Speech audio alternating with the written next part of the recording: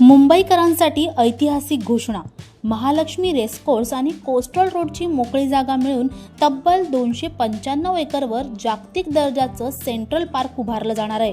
महानगरपालिका निवडणुकांआधी उपमुख्यमंत्री एकनाथ शिंदे यांनी ही मोठी घोषणा केली आहे। या सेंट्रल पार्कचा सविस्तर आराखडा उपमुख्यमंत्री एकनाथ शिंदे यांच्यासमोर सादर करण्यात आला। यावेळी मुंबई महापालिका आयुक्त भूषण गगराणी आणि प्रसिद्ध आर्किटेक्ट हाफिज कॉन्ट्रॅक्टर उपस्थित होते। महालक्ष्मी रेसकोर्सवरील 125 एकर आणि कोस्टल रोडची 170 एकर अशी मिळून 295 एकर जागा या भव्य दिव्य सेंट्रल पार्कसाठी वापरली जाणार आहे।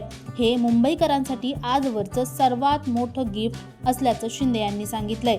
या सेंट्रल पार्कमध्ये कोणतेही काँक्रिटीकरण नसणार आहे। भूपृष्ठावरती फक्त हिरवळ आणि पदपथ असणार आहेत। रेसकोर्सचा ऐतिहासिक वारसा जपला जाईल। मुंबईकरांना उद्यानात फिरताना अश्व शर्यतीही पाहता येणार आहेत। मुंबईतील सेंट्रल पार्कची वैशिष्ट्य काय काय आहेत? 12 एकर जागेवर सिटी फॉरेस्ट विकसित केलं जाणार आहे। यामुळे मुंबईला भरपूर ऑक्सिजन देत प्रदूषण कमी करण्यास मदत करण्यात येणार आहे। 77 एकरवर गार्डन आणि ओपन कॉन्सर्टसाठी मैदान राखीव असणार आहे। 31 एकरवर बॉटनिकल गार्डन आणि इंडोर कॉन्सर्ट अरेना आणि कॉन्व्हेन्शन सेंटर असणार आहे। हिरवेगार बॉटनिकल लँडस्केप आणि वर्ल्ड क्लास इंडोर अरेना असेल। मल्टी स्पोर्ट्स अरेना असणार आहे। तसेच सेंट्रल गार्डन खाली world class multi sports Arena, यात इक्वालिटी अरेना, तसेच आंतरराष्ट्रीय दर्जाचं boxing ring, kho kho, skating, gymnastic, basketball असे अनेक क्रीडा प्रकारांची मैदाने आणि प्रशिक्षणाची सुविधा असणार आहे।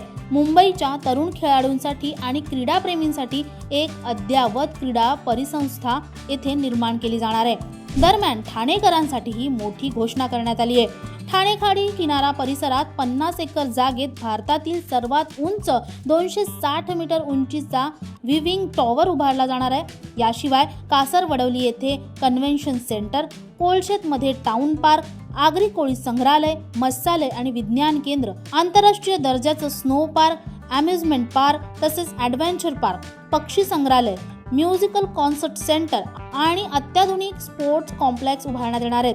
तसेच संजय गांधी राष्ट्रीय उद्यानाशी जोडला जाणारा 18 किलोमीटरचा आनंदवन हरितपट्टा विकसित केला जाणार आहे।